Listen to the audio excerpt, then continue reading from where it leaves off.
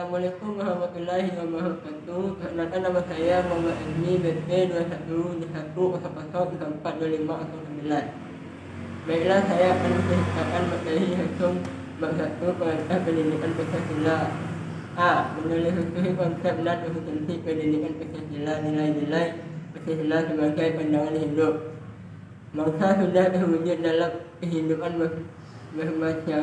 bermasyarakat sejak sebelum Pancasila sebagai dasar negara dirumuskan dalam satu sistem nilai.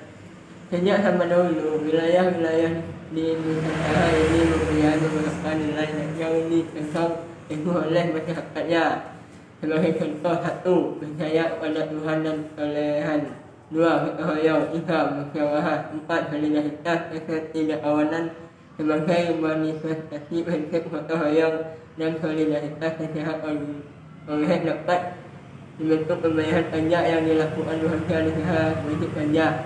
Alasannya jelas bahwa gotong royong didasarkan atas semangat kebersamaan yang terwujud dalam semboyan filosofi bangsa Indonesia berhak sama dipikul, sehingga sama dijinjing. Konsekuensi untuk menjembatani kesenjangan pajak menjadi solusi untuk kesenjangan tersebut. Nilai-nilai Pancasila berdasarkan teori pluralitas yang diperkenalkan Notonagoro merupakan penyebab lahirnya negara kebangsaan Republik Indonesia. Maka penyimpangan terhadap nilai-nilai Pancasila dapat berakibat terancamnya kelangsungan negara. 1. Masalah perpajakan menjadi permasalahan utama bangsa karena uang dari pajak menjadi tulang punggung pembiayaan pembangunan. APBN 2016 sebesar 74,6% penerimaan negara berasal dari pajak. Masalah yang muncul adalah masih banyak wajib perorangan maupun badan yang masih belum sedara dalam memenuhi kewajiban perpajakan. 2.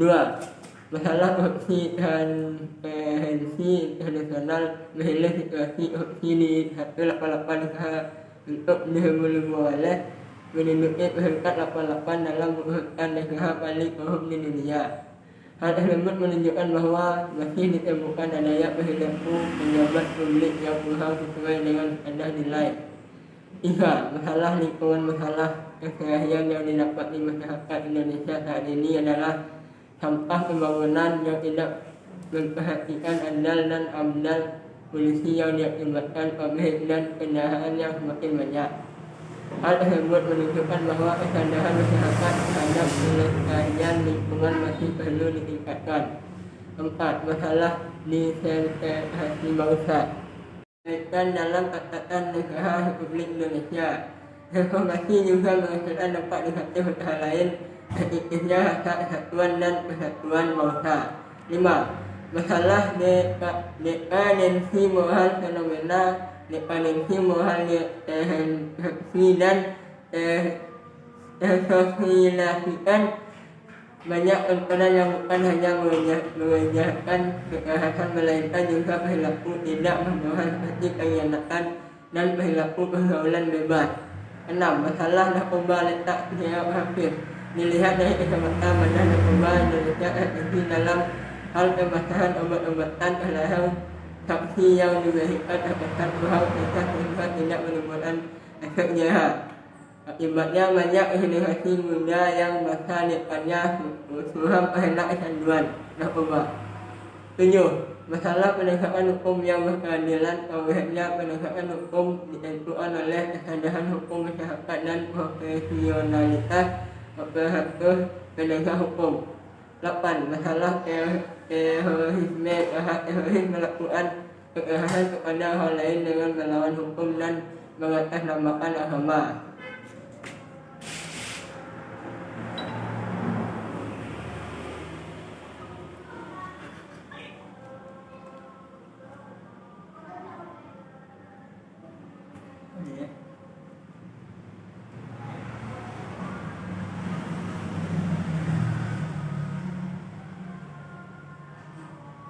Dengan meminjam istilah Hanson 1998 yaitu sebagai pembentuk fisik disposition yang dapat menjadi landasan untuk perkembangan fisik knowledge dan fisik skill mahasiswa.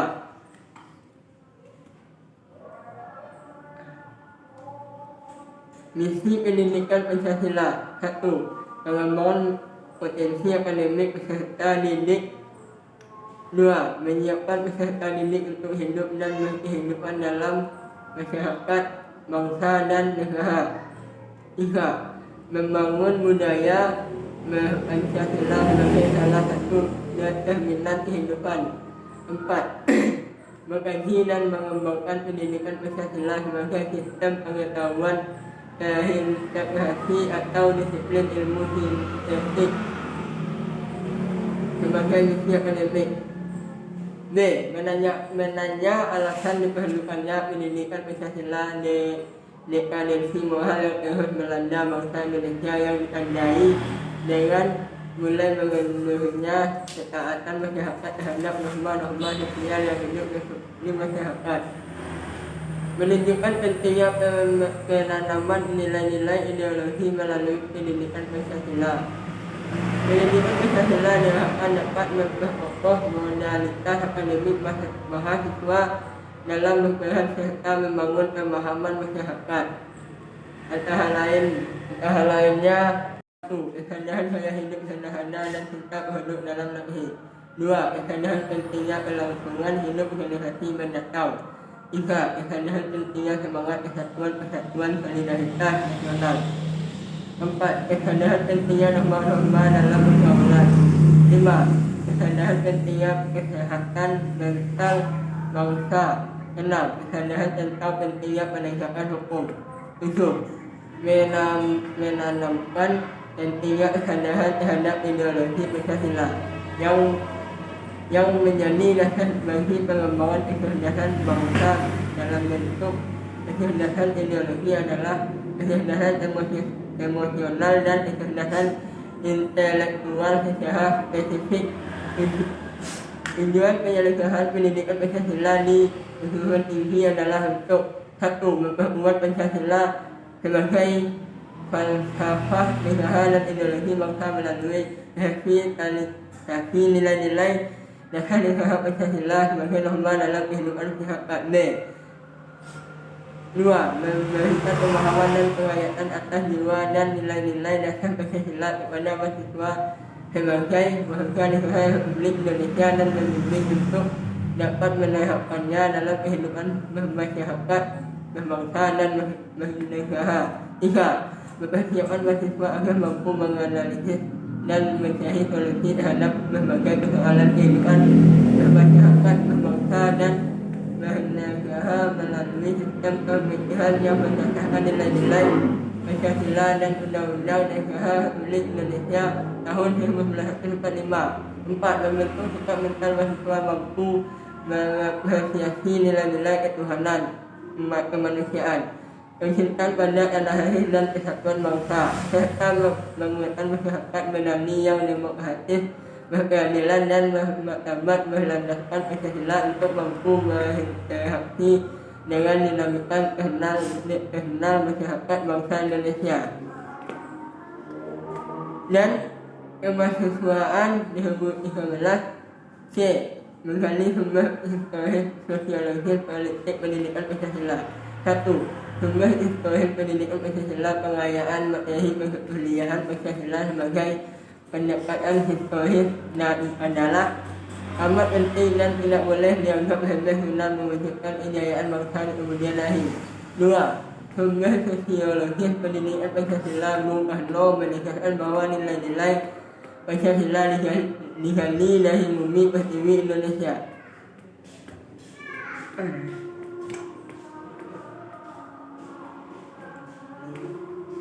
Tiga. Sumber yuridis pendidikan Pancasila. Esensi pendekatan yuridis ini adalah dalam rangka menegakkan undang-undang yang merupakan salah satu kewajiban negara yang penting. 4. Sumber politik pendidikan Pancasila secara spesifik fokus kajian melalui pendekatan politik tersebut yaitu menemukan nilai-nilai ideal yang menjadi kaidah penuntun dan pedoman dalam mengkaji konsep-konsep pokok dalam politik yang meliputi negara. Baiklah, hanya itu yang saya dapat.